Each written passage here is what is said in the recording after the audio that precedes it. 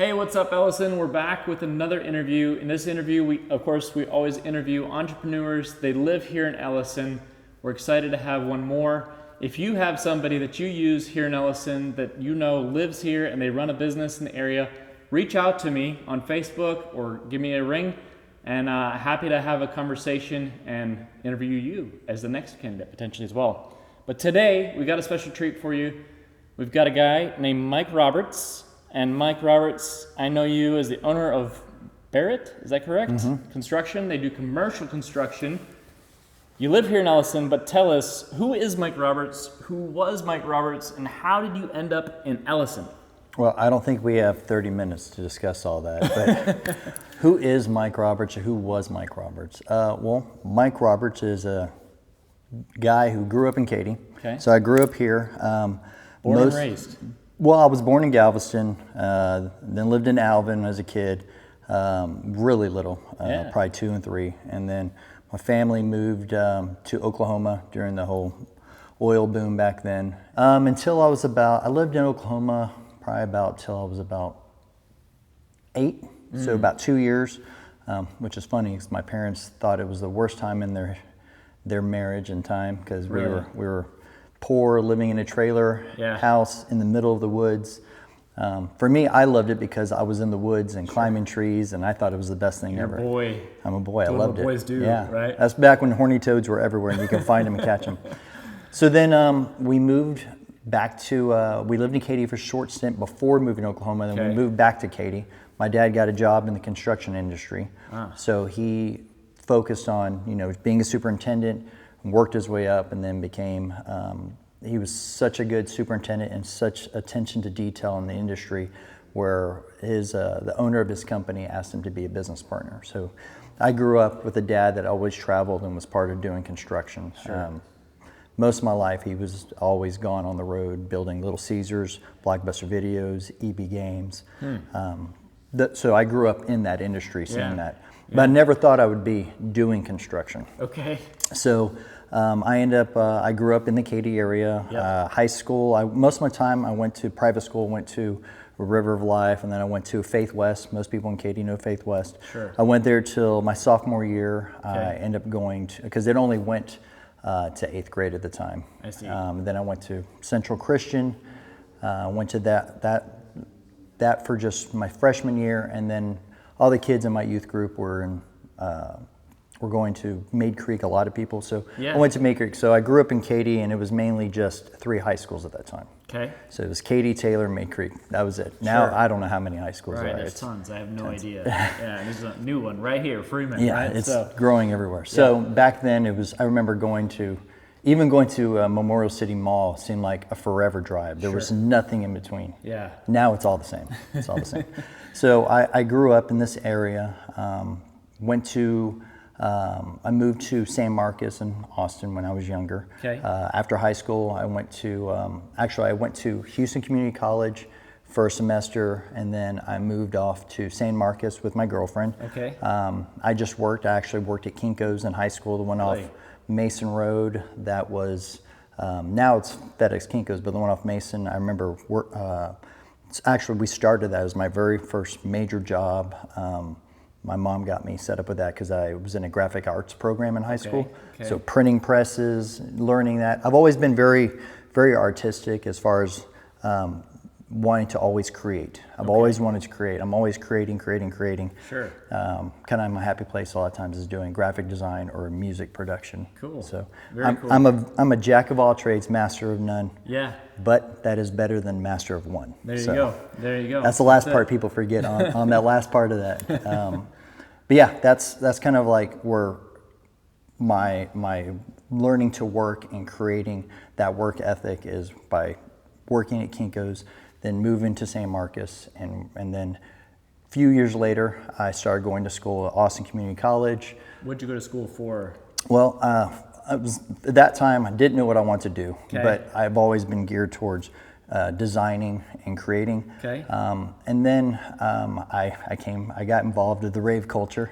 So I'm an old school raver. So So I got into, my friends and I are doing t-shirt designs. Okay. So I got into t-shirt designing. because we'd always wear the same kind of design shirts, and everyone thought we were a dance crew. Yeah. So most people wouldn't know that about me. Yeah. But so we were always together, look like, a dance crew, and then people liked our shirts. So then I started designing more shirts and designing sweatshirts and designing more clothing, which then led me to, which this is going to be surprising for most people, my degree is fashion merchandising. Fashion merchandise. I wouldn't take it from your look. I look a lot different than I used to look before. My hair's been every color you could imagine. So I've had. So you went to school, you wanted to get into fashion merchandising, and then you mentioned the dance crew piece, and I know you a little bit, so I'm going to ask some of the questions here, but you were DJing too, right, at the time? Yeah. Tell us about that. So I got introduced to DJing by my friend Dietrich Haida. Yeah. He was the one that that had the turntables, all the setup, and then he started teaching me and learning, and then my roommates and all of us started mixing, and then we started playing little coffee shops, and then we started playing for a lot of in San Marcos. A lot of fraternities would hire us to do a lot of their events and shows for their big parties, and they'd rent out dance halls, and we'd be playing in there. And then I got had my own radio show in college. Okay. So I had Liquid Groove. I inherited that. Liquid Groove. All right. So I used to have kids calling me from all over Central Texas. They receive the signal and be like, "Hey man, you're playing the music for our dance party." Right. And thanking us. But this is way before Spotify, right? Where you could just select your track. Yeah, there was no. You needed somebody to call. Yeah. And you were the guy they called. Exactly. Yeah. They would call, and I would always give a history lesson because I love the genres of electronica. So I'd give a history lesson on the radio show about where the genre came from, who these artists are. So that was the one side I would I loved and was passionate about the music side. Great. I used to do all the fashion shows at Texas State. Well, it was Southwest and became Texas State. Okay. So I did all the fashion shows for those events. So, cool. So actually, I was the only. When you say you did the fashion shows, what do you mean, like? I would work on all the graphic design stuff. Okay. I would actually coordinate whatever was voted on the theme. Then I would coordinate that. I would design all the music and all the editing for the music so sometimes I'd be center stage. They'd ask me to be center stage, and then the models and everyone, the other students would be walking around. Yeah. And I was the only student that would actually get paid.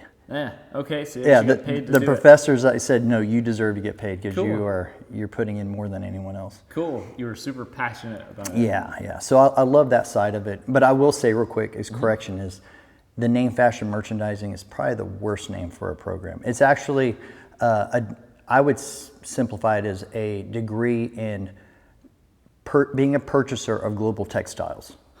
Because there's a global economics part of it that's a major factor of it, understanding textiles and understanding how they work in different environments. Yeah. And also understanding the psychology of why people purchase and buy. Interesting. That's why I think the name should be changed to that. Yeah. There's a lot more to it than just making a design. Yeah, I wasn't designing like the dresses and stuff like that. You're not. There's not a design program, right? But it's more of selling and merchandising. Very interesting. Okay, so completely. Again, I'm not in this space, right? So there's a lot to learn about every space. But interesting. Okay, cool. So from there, then, from your college experience and so on and so forth, did you end up finding a job in fashion, or what did you end up working in? So I worked at, within Kinko's, I was an assistant manager for years, but because I was in school, I was never promoted to be manager. I was just always training new managers and training, like I would understand the aspects of each copier, how much margin was made off of each piece, what each piece of paper would cost, what the copies cost versus color versus black and white. Binding, the oversized prints. We even had a printing press there, so I understood that aspect of it. So I'm kind of a deep diver. Sure. When I jump into a subject matter, I'm like, all right, I got to learn this, understand it, all the way in. And so, I was heartbroken because I could never get promoted up with that because I was in school at the time. Okay. And I think from that experience too, I experienced many different type of managing styles. And I learned what I liked and didn't like. I see. And I think I think that was key for my development of who I am today, of being underneath. Even though I was training them, Sure. I was still underneath their leadership, and so I was seeing so many different management styles. Right. And it's kind of an epiphany I'm having right now as we're talking about it. Okay. Is you need those examples to know Yeah. of what's good and what's bad.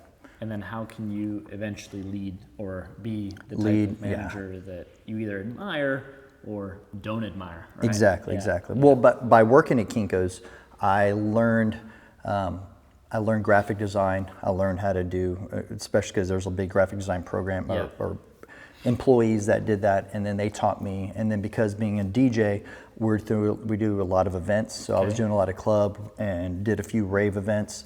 I was always doing promo packets together and posters and always designing flyers. So I was always getting into that side of it, doing the design, getting into the music production, all that side of my own remixes and stuff like that. Very cool. And then I guess from there I needed to, I think because I was disheartened from not being promoted and seeing other people, even though I was the only manager for like months, stints, Sure. not getting the bonuses that a manager should get, I got disheartened against that. So I got a job after college, I got a job and I was working full time. So I worked full time, paid for everything myself. I'm just work. So While you went to college. So I would typically do about 9 hours and work 40 plus hours. Wow. Lots of hours. for Lots sure. of hours. And so it took me a little time. Yeah. I mean, I graduated high school in 1995, and so I didn't graduate college until 2005. Okay. Plus, I had about 3-year break in there, trying to figure out, young, 19, 20, trying to figure out what am I going to do with my life? Who am I? Yeah. Who am I? Actually, during that time, I remember trying to figure out who I am. I actually applied and interviewed and went through the whole interview process for Austin Music Network, actually to be a VJ. Okay. And so I got to the very end. It was between me and this one black gal. Sure. So it was the two of us, but Okay. she got it. She got it. She got it. Yeah. But I made it to the very end. That's cool. That's Yeah. very cool experience. I'm all over the place. Yeah. I've always been all over the place. So you worked at Kinko's quite a bit because you were in high school here working and then out in Austin as well, correct? San Marcos in Austin, Got working it. at Kinko's over And there. then would you say that kind of inspired you to one day own your own business? Some of those maybe rougher lessons, or what kind of inspired you to be an entre?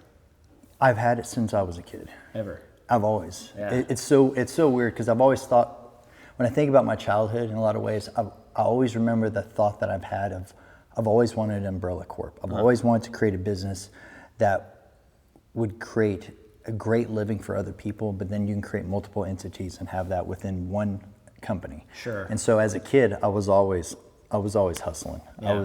We'd go to backwards, I think it's Home Now or Home someplace, but it used to be Garden Ridge Pottery here in Katy off Fry. Yep. And I used to go there, and they used to have a section you buy bulk candy.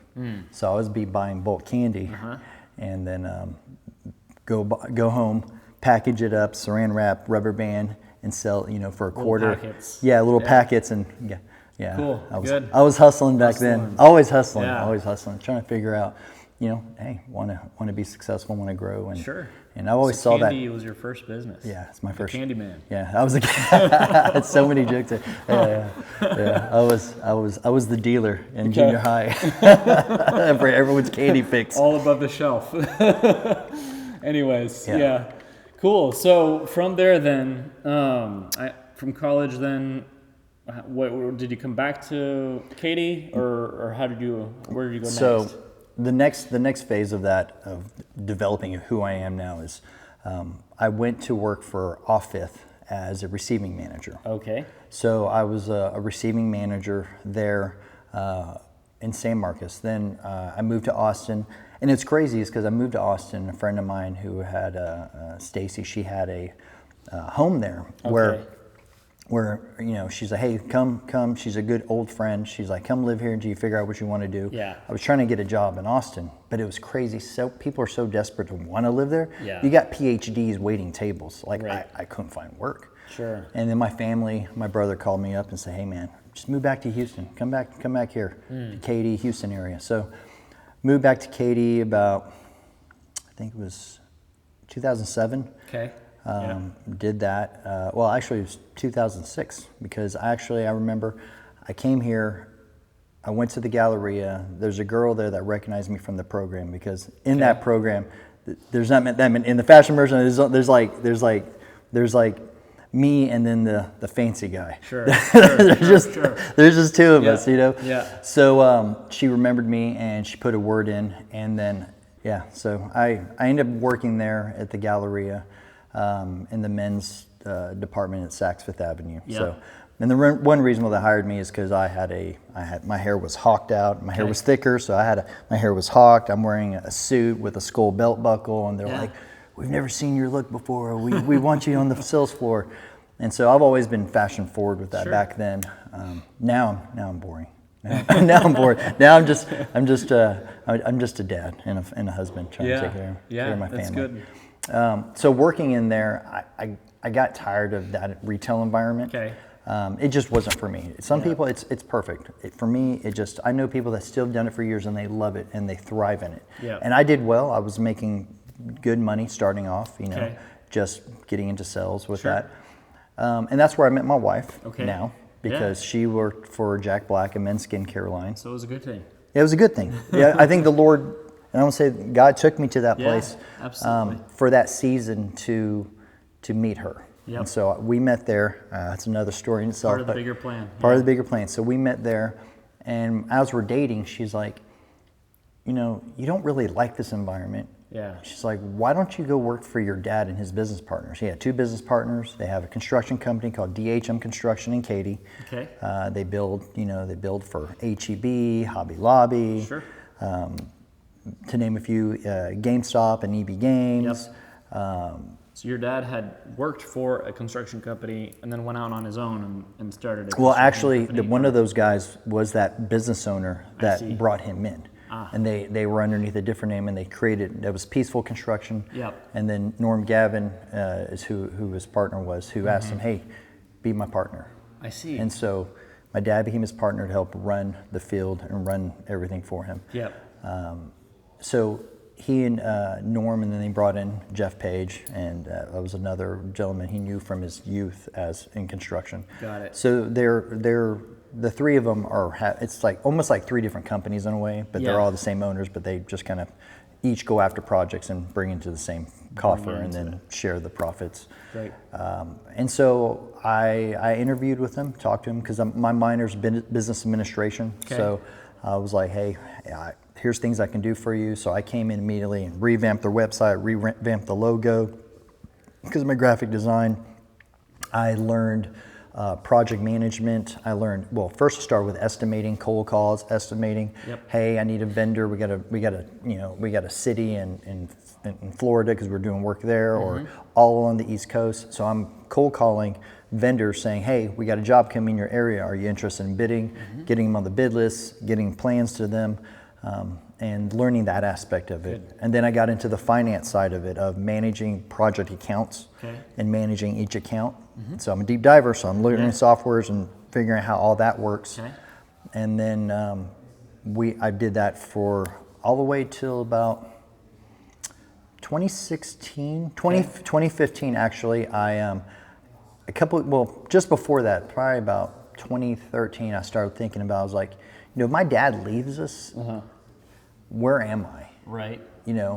Is his partners going to want me or not? Where am I going to be going? So I was looking at various master programs because I was like, I need to increase my education. Yep. So I applied and went to plenty of info sessions on different master programs, MBAs. I was looking at marketing and advertising, which I like stuff like that.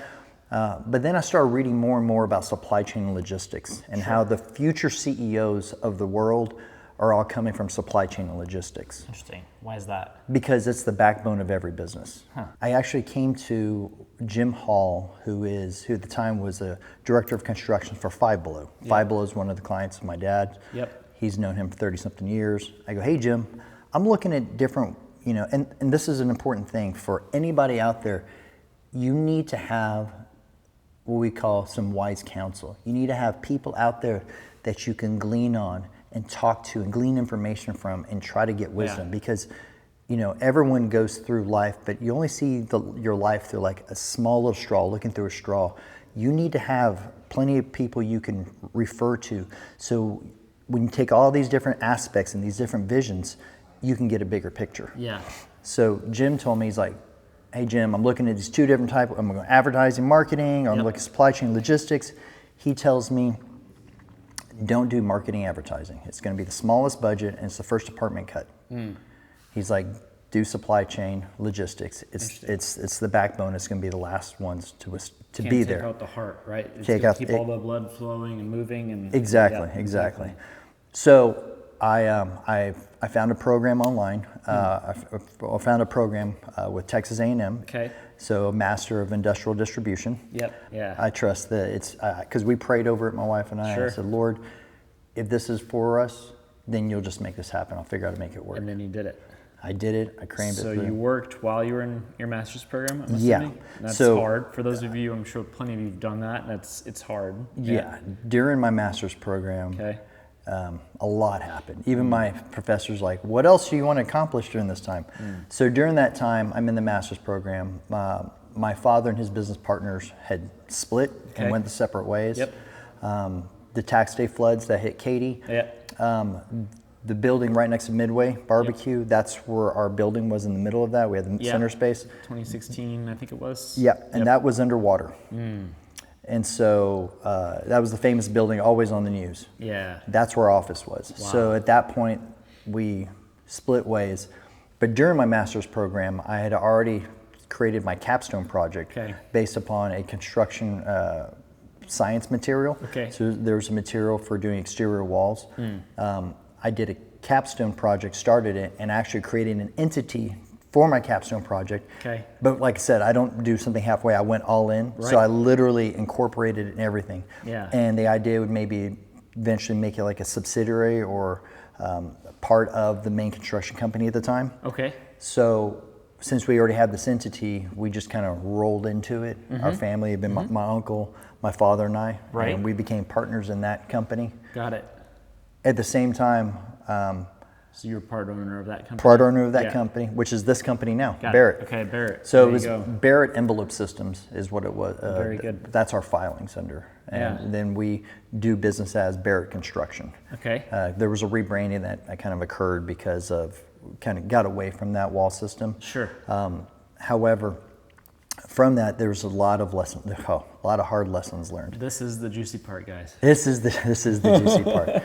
But there's a lot of things, and I think it's important for more conversations of entrepreneurs speaking about their hard knocks, what you've done. Yeah. I mean, I love that because entrepreneurship isn't easy, and It's not for the people weak need to be of heart. aware of it, right? When they're getting into it, like you said, it's reaching out to the community, the connections you make, the people you know, to help you through some of those things.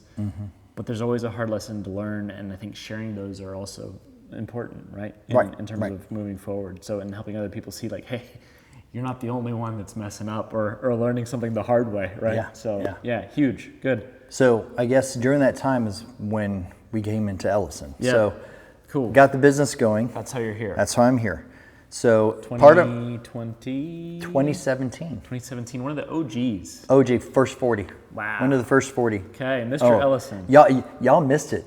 Back then, Ellison, we had all catering, all the food you want. They'd have events. They'd feed us. Man. We had the best Santa. Oh my Wow, gosh. The Santa back then, that was like, I think it was a real Santa. We need to bring back the OG Ellison. Oh my gosh. Yeah. Actually, if you can go back and you can dig through all their advertisement, you can find some stuff back then. Me and my wife and my kids were always on like all the marketing stuff. There was only a handful of people here. Yeah, right? and I was like, Kelly, you got to take photos of other people, but you're like the poster family. You got the two little girls and the baby boy. And It's it. That's it. That was it. Cool. So I was actually part of my master's. I spent time in China. So there was like a trip to China, which was pretty Cool experience, I imagine. crazy. Shanghai, like 24,000 people in Shanghai. 24 million people. Yeah. Not thousand, 24 million. It was crazy. Pretty cool experience then? Yeah, it was amazing. Actually, my son was born during that time. So my master's is we moved during my master's, started a new business. My son was born. Yeah. And but during that time, I was in China.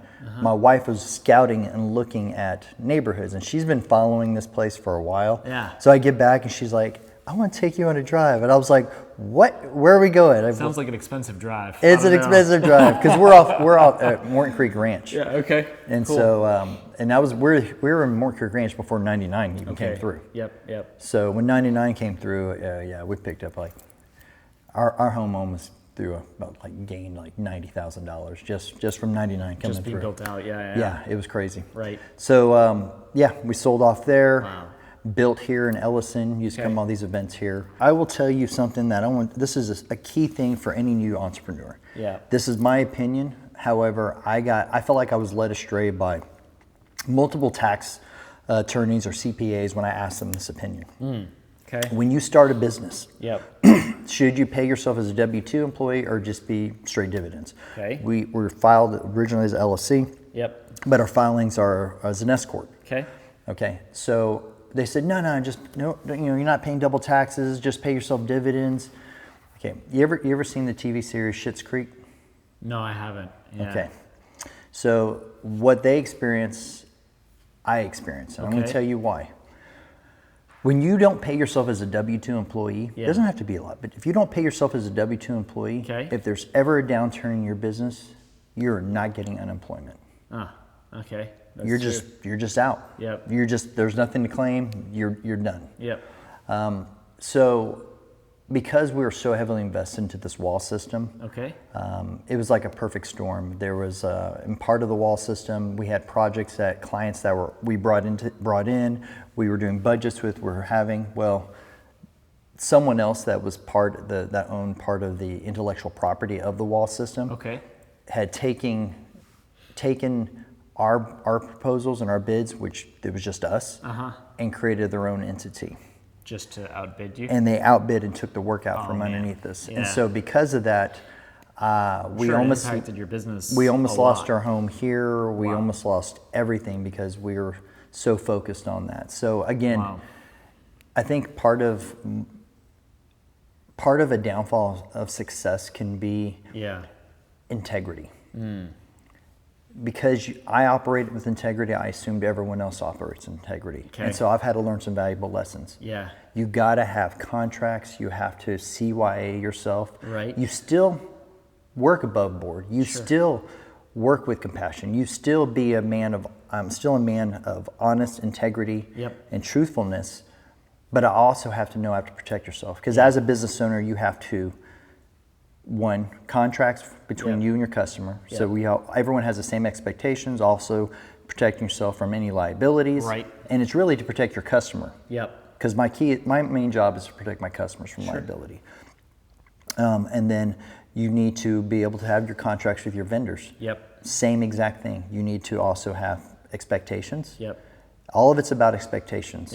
All right, and consequences. And lying it out in the terms and conditions. Of that agreement. And then you have to have your insurances. Your insurances also protects you from failures of your vendors, failures of your employees, and randos walking through doing something random that wasn't planned. That wasn't planned or intentionally. Oh, it's wet floor, slip, and then they want to go after you. Right. So you have to have these things in place as a business owner.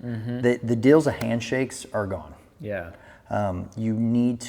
can't have a handshake, have a deal made, but you need to follow up with phone calls, emails, especially emails, and your contracts. That is so important for you on that. So was it this one event that really kind of set you like, okay, I really need to get my legal game essentially together? Is that kind of what led to that? Exactly. And defined it? I'm sure there's a lot of little things along the way. But that one was like, okay. That was a big one. Almost cleaned me out. I mean, that's something you're gonna remember, right? Like I'll never forget. Actually, the stresses of losing everything, because at that time I thought like, oh, I got these accolades. I've got my masters. My dad's got his business contacts. Things are moving. Things are grooving. Oh my gosh, we're gonna just be set. What year was this?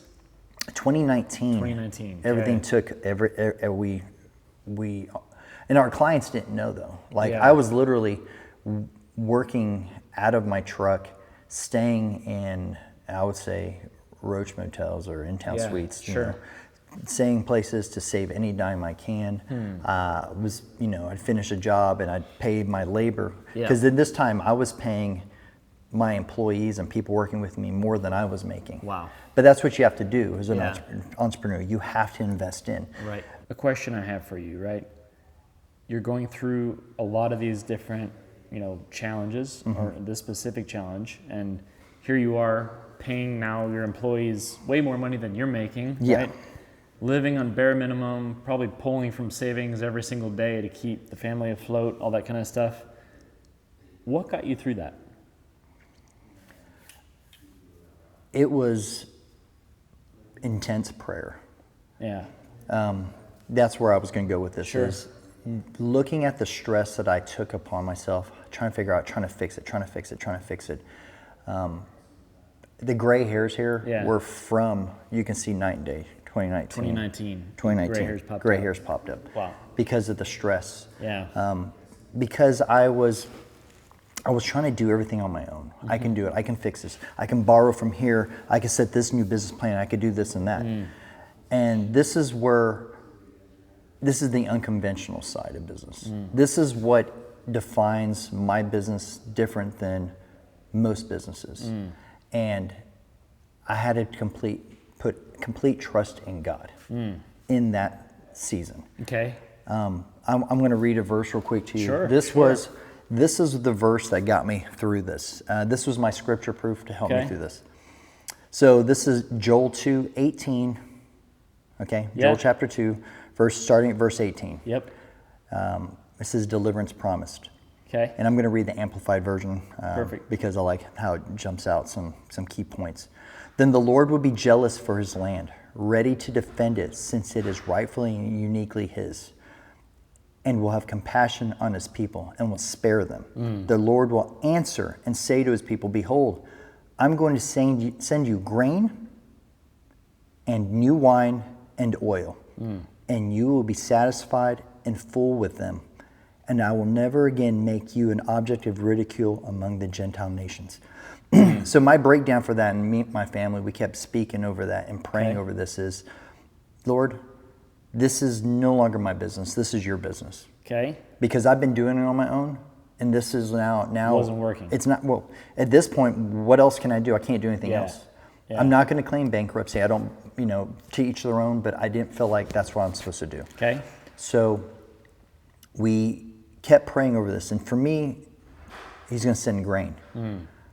I'm believing, because faith is the currency of heaven. I believe that grain it's capital. It's seed. Sure. You can plant it, regrow, reharvest capital. You can reinvest it. You can also consume it. Right. That new wine, that's happiness. Yeah. I'm going to send you new joy. Yeah. Something to be hopeful for and joyful about. Right.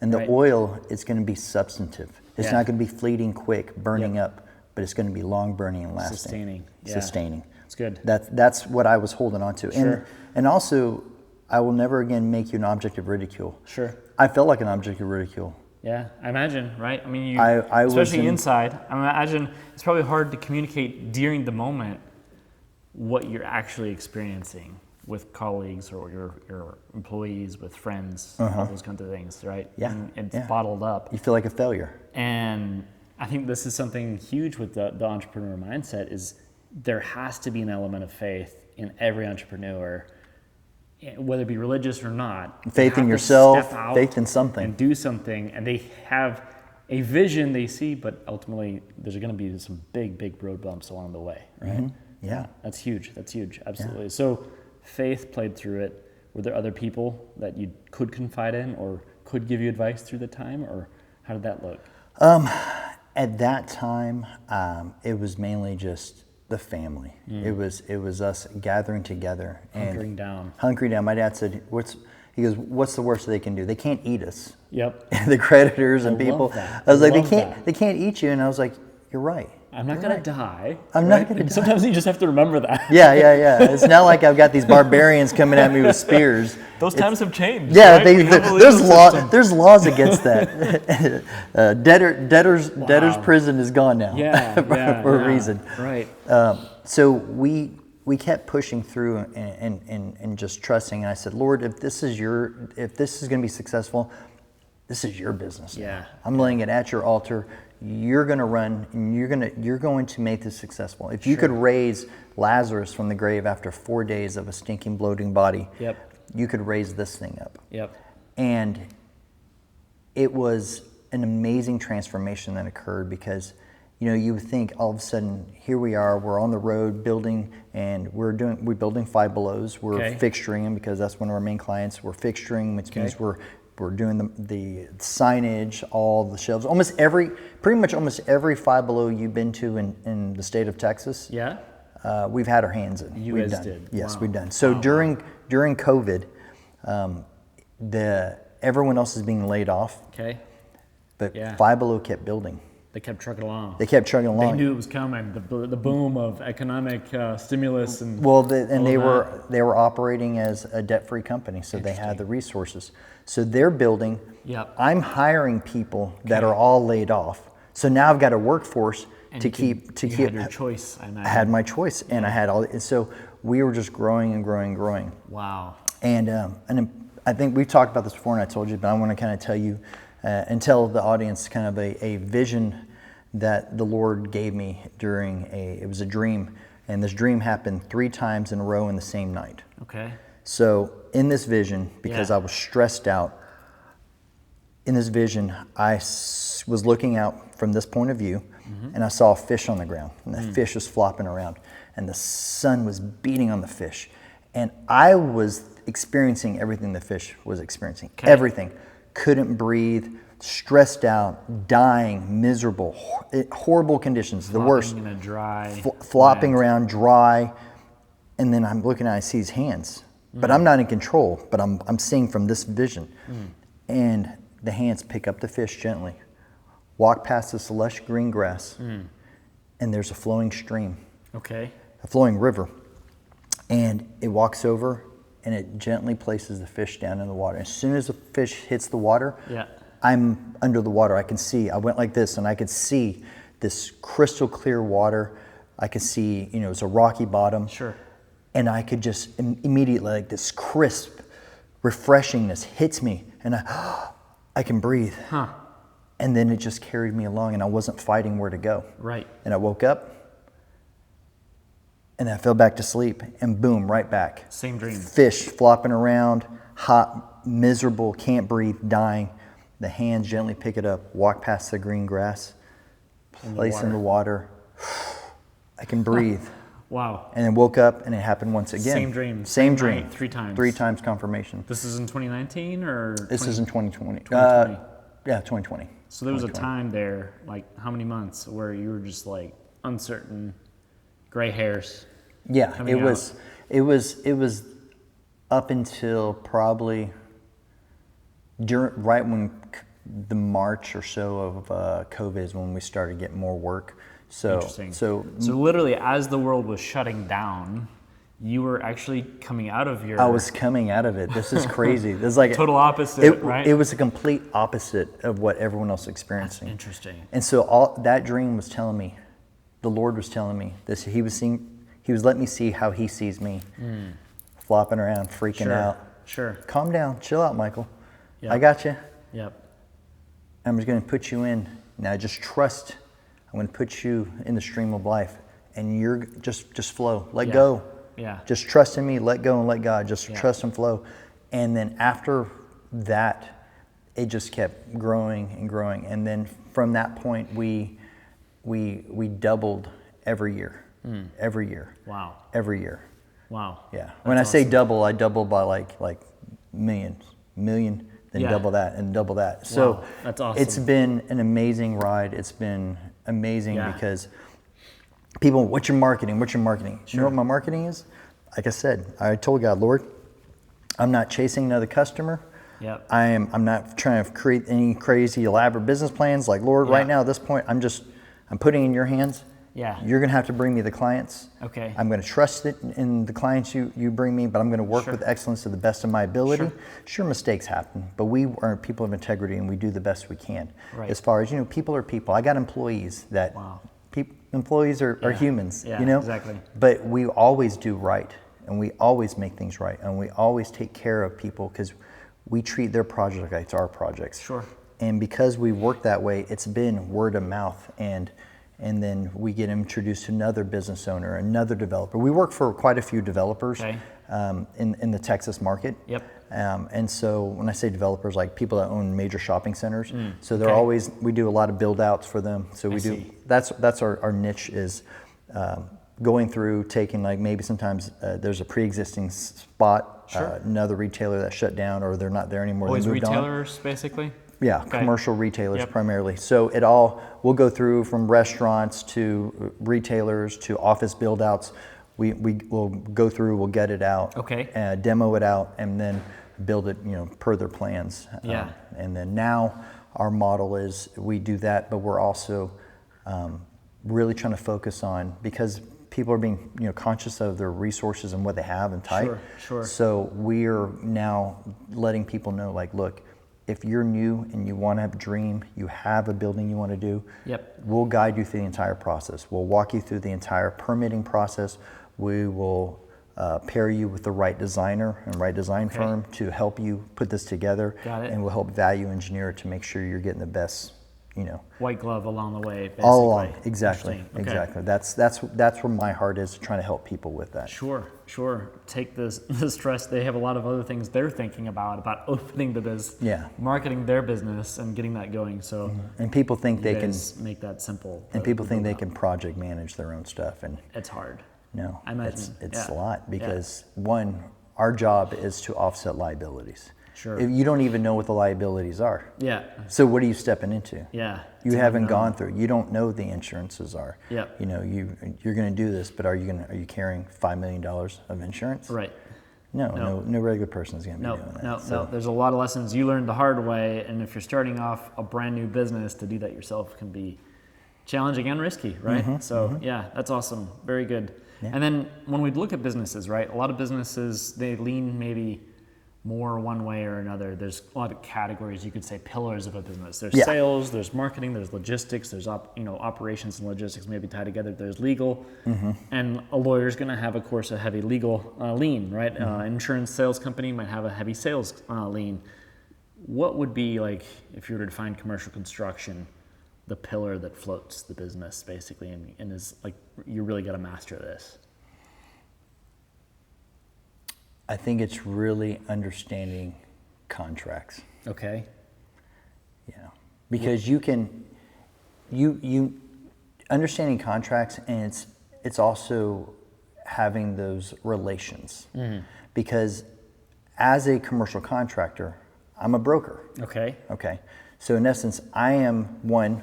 You have a client. I have a client. They need this built. So it's on-site manufacturing. Is what it is.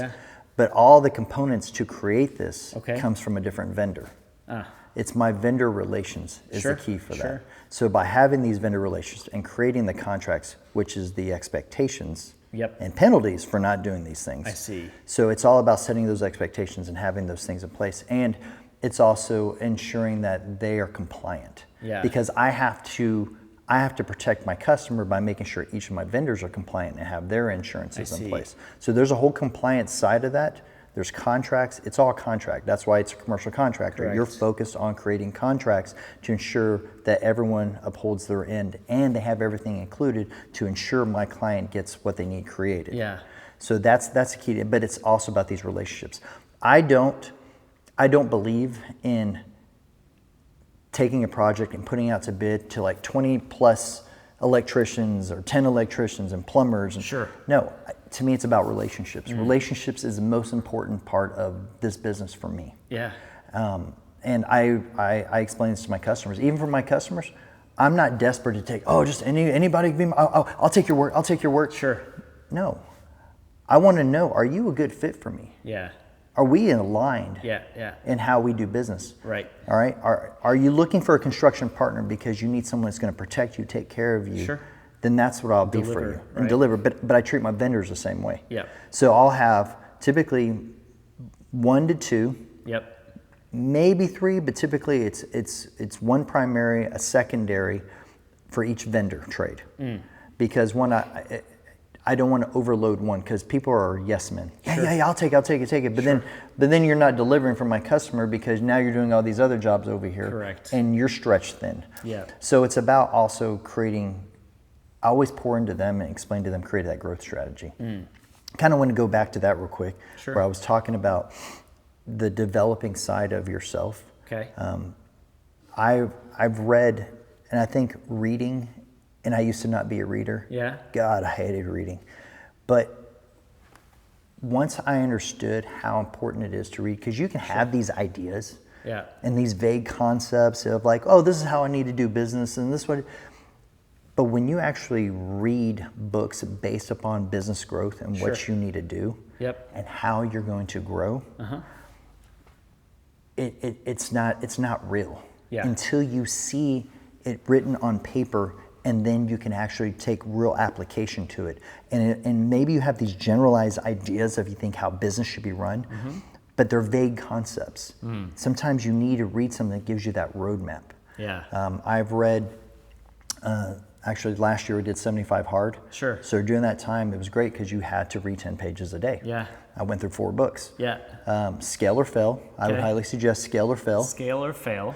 Good Okay. recommendation. The E Myth, the letter E That's for. a good book. I've read that one. Yeah. So I've read that one, and then I've read the E Myth for contractors, a little bit smaller too. Yeah. And things I've suggested this to my vendors, and several of them are complete growth strategy. They're growing and investing into people. Yeah, I love it. That's the most important thing, is you got to invest into people, because I see these other entrepreneurs, and they're like, I was going to get, that's when I lost my train of thoughts, because I was getting back to this. Sure. This was these other entrepreneurs I've seen are the case studies. I did the case studies in my master's, but now the case studies are in real life. I know several plumbers, several electricians who they're a technician. The E-Myth teaches you this. The technician, the entrepreneur, and the manager. Sure. Okay? But they're all in conflict with each other. Yeah. The technician's always in the present. Right. Present's always going to be every day. Every day looks like today. Yep. The entrepreneur's in the future. Always looking future. Yep. And the manager's always in the past, gathering the data, looking at everything you have. You as an entrepreneur running your own business, you have to be all three. Sure. But you're in conflict with each other. Yeah. Okay? The problem is I've seen is with these people that own their businesses, they're the technician. And it's okay being a technician. Yep. You can be great at doing what you do. Sure. But you also need to trust that you need to hire out those other 2 parts. Yeah. And I see these guys Lean on those. Yep. who work, like I said, the 16-hour days, burning the candle on both ends. I'm in the field doing the job, and then at night I'm trying to bid and do all the work. And then, I see them, and they've done it for like 30, 40 years, and they're just like, they're burnt out, and they've never grown. You bring a really good point, and I'm going to be honest, I'm going to go back to when I asked you what's most important part, and you're like, contracts. And my first reaction after a pause is like, wow, that's a cold, business way to look at things. But you bring a completely different light to this, right? Because when you're looking at contracts in the light of, hey, I'm a business owner, I have to create an experience and an expectation for my client so that I can deliver. How do I deliver, right? I think this goes back to the core of almost every business. And sometimes it's contracts because you're a general contractor for commercial construction, and you're basically creating an SOP, a standard operating procedure, right, for that contractor to fulfill. And then you're setting expectations, and you're building that relationship with that contractor to help them build the E-Myth business process to help their business essentially succeed and thrive, right? So that they can create clear SOPs for whoever's coming in and doing the work, and ultimately delivering that work to them. So contracts and SOPs, or standard operating procedures, kind of go hand in hand. Absolutely. With ultimately delivering that experience for whoever it is. And it's in every single business I've seen. Like it's in oil and gas, it's in real estate, it's in wherever it is. It's ultimately defining what is that experience and putting it in black and white so that somebody could walk in, read it, and say, this is what I'm going to do today. And so with that, with the SOPs comes, and the E-Myth talks about this, you have to create in your business, you treat it like it is a franchise. Yep. Even if it's not, you're not going to sell it off, Right. but you treat it that way. Yeah. That way, unskilled workers can be successful because they have a checklist to go by. And so I saw that, and then also, it was crazy because as I'm reading these are things I'm already doing. Yeah. But it was amazing because I felt like the Holy Spirit was already guiding me. Yeah. So I was already 1 to 2 steps ahead of everything I was reading. But I was seeing the examples of other business owners that are just like selling off their businesses and trying to work for somebody else because they didn't create the SOPs. Yep. They didn't invest into other people. They're like, well, I'm just going to make the money. I'm going to make the money. I'm going to make the money. But for the longest time, people were being paid more than me. My employees are being paid more than me. Right. But the reason why is I'm setting this up for growth. Yep. They can carry on more. Yes. They can do more. Yes. One, I'm creating SOPs. I'm giving, if you create simple tasks and Yeah. step by step how to do your job, then their job becomes easier and they can take on more work. And then the more work you can take on as a business owner, you can start paying yourself more. Right. That is the secret to it. Yeah. But if you just take and don't invest and you're afraid to invest into people, I mean, I don't post as much on my LinkedIn as I probably should. Sure. But is it Barbara Cochran? Yep. With from Shark Tank. Real estate. Yep. Exactly. I have her on. I reshared what her post. I love it. She's awesome. And her post is, how do you grow your business? You can't keep doing everything yourself. Yeah. And if someone can do your job 80% as good as you, that's good enough. They're going to make mistakes. They're not going to be as good, but they have you to help oversee. Yeah. And then it's about building that team that can help strengthen each other's weaknesses. So That's the key. So you're telling me that a business shouldn't just focus on making money? Mind blowing, right? It's not just about the money that you take home or the money that you could take from it. It's about building the experience, building the ultimate deliverable that provides value to your client. Absolutely. And I love your focus on it, right? The ability to take extreme little home when it hurt in order to build that. Yeah, that's good. Because otherwise you're gonna stunt its growth. And if you're too controlling, you're gonna strangle it. So it's you have to trust in your people. There's oversight. Yep. You don't just hands off and everyone roams free and rogue and doing their own thing. But that's why you create the SOPs. See, the SOPs are creating at least roles and responsibilities, and those aren't concrete. You need to always adapt and change those because people roles, and as you evolve your business, you're going to be able to see their different roles and say, oh well, there's some overlap here. Let's make some adjustments in your roles and responsibilities. Sure. But have it written. Yeah, that's because it falls right back in line, almost like contracts. Expectations. If you don't give people clear expectations, they will not be successful. Right. How can they thrive? How can they? They don't know what they're doing or what they're building. I mean, they may have experience, but there's a vision that they have to plug into. And that vision is yours. And so that's where SOPs come into as an entrepreneur. Yeah, they have to have that buy-in. Yeah. You have to be able to let them experience that vision and let them. I'm an open forum as far as I want people to be able to share ideas freely. Because I've worked with people that didn't share ideas. And the other thing too I learned was, and I think we may have talked about this before, is learning good leadership, because I've worked with people who used to steal all my ideas. Okay. And catapult their career. Take credit and keep me out of the inner circle. But they wanted me around just enough so they could. Got good ideas, right? Let's siphon everything we can. And I would never want anyone to feel that way. So I'm all about creating businesses where people can thrive. Sure. And I never thought I was going to be in construction industry. Okay. But I see it as a business, and it's about hiring the right people that are experts in certain areas and putting them in there. I love it. And then also, I've turned into a professional student. I never thought this up. Sure. So I've recently acquired and worked hard for it, but I got my NASCLA, which is the National Association of State Contractor licensing. That's huge, right? So, it's not very easy from what I understand. It's very intense. It's like 5.5 hour long test, 125 questions. Open book, over 24 books. Okay, wow. So it is books that go from excavation, one book could be excavation, gypsum, OSHA, International Building Code, mechanical, electrical, plumbing, steel, joist erection, like 4 books related to concrete. It's like concrete question. You're like, oh my gosh, which book do I look in? Right. So I've recently acquired that. So that's thank you. Yeah, that was a big feat. For sure. And it's not that I want to chase and I'm looking for work in other states. Yep. But I have clients asking me. Yeah.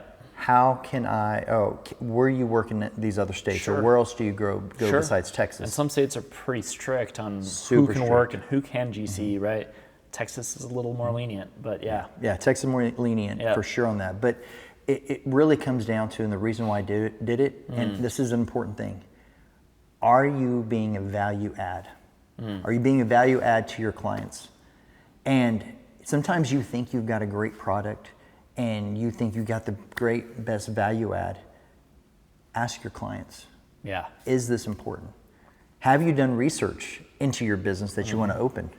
Is this something that people even want? Yeah. Oh man, it's the greatest. The wall system we're messing with. Yeah. It almost destroyed me because we're like, oh my gosh, because we saw it. We went to build expos. We thought it was the best product. It's going to revolutionize. Sure. It's going to change the world. Change everything. We'll be kings of the world because of this new product. But does the market want it? There's a good book on that called The Mom Test. Have you read it? No. It talks about exactly that. The idea is your mother says everything's great because she believes in you, right? Yeah. But does the world? Yeah, it does. And that's the entire book. Yeah, I love it. No, it's so true though. I took a course at Texas A&M, an entrepreneurial program course, and it was about focusing on doing research. Okay. So if you want to go into opening your own business and you want to do something, you need to do a lot of research, and you got to get rid of your bias. Yeah. You've got to check your ego at the door. For sure. And it's okay if that one business idea, you know how many different businesses I've opened? I've tried. Yeah. But I look at each one as not a failure. Okay. I look at it as it was a learning time. Yep. It was like taking a college course. Yep. An expensive college course, but I've taken these different courses because I've done being as a plumbing fixture distributor for an international plumbing product coming in. Yep. Guess what I learned from that? What's that? Just because someone tells you they have their certifications, did I do my due diligence? No. Did I trust that it's written on all their pamphlets and everything? Right. Or did I go and look it up? I looked it up. They did not have. Okay. Or they expired on them and they didn't pay to renew that stuff. Sure. So again, here's another product. I couldn't get to market acceptance because architects, engineers couldn't spec it or they refused to spec it. Okay. It's the same thing like the wall system we're doing. The market didn't want to adopt it because construction is antiquated on how we do things. Tried and true, stick with it. Sure. We don't need a new product into the marketplace because I'm a structural engineer and I've got my formulas already figured out. I know how to do this. I don't need to learn something new. Okay. Or not to name names, I won't. But there's a big developer that you'll see their signs everywhere and they're huge all over Texas and around here. Meeting with them, and the PM kept shooting down. But his architect was like, oh my God, I love this project. I love this product. This is great. And you could do this and that. And everything they would say counter, I would have a counter in it. Sure. And so it came down for this guy. That's good. I go, really, what is it you don't like about the product? Because your architect loves it. Okay. What do you not like about it? Because you're in charge of leases and getting in the build outs and figuring out the costs for lease. Sure. I don't want to change the model. My pricing model, I already know my pricing model. It came down to just not wanting to adapt and change. Yep. It was easy for him. He knows his pricing model for getting new tenants into a lease space and how to figure out the allowances. Makes sense. He didn't want to change. Yep. So little things like that is just because you think it's great, does the market think it's great? Things to figure out for sure. Yeah. That's awesome. And man, I really appreciate the interview here. A lot of golden nuggets that I think you shared with Ellison. Question for you, right? You do commercial construction. If somebody here is wanting to open a commercial space, how do they get in touch with you and start that conversation? Absolutely. Well, a couple places we can go. Our website is barrettconstruction.com. That's BERAHT construction.com. You can also email me at michael@barrettconstruction.com. construction.com. Again, that's BERAHT construction.com. And just real quick, Barrett means bright, brilliant, illuminating. It is a derivative of my last name, Roberts. So Roberts broke down to two Germanic words, Harad, which means renown, HROD, and Barrett or Barat, which means bright, brilliant, illuminating. So back to Germanic root, Harad Barrett, Robert. So Barrett means bright, brilliant, illuminating, and our goal is to be the bright light in the construction industry. I love it. Absolutely. Thanks again for sharing your story. Thank you. It was awesome. Ellison, if you know an entrepreneur that lives here in Allison, I'd love to interview them as well. Reach out to me, give me a Facebook message or give me a ring, and let's connect. Until the next one, we'll see you there.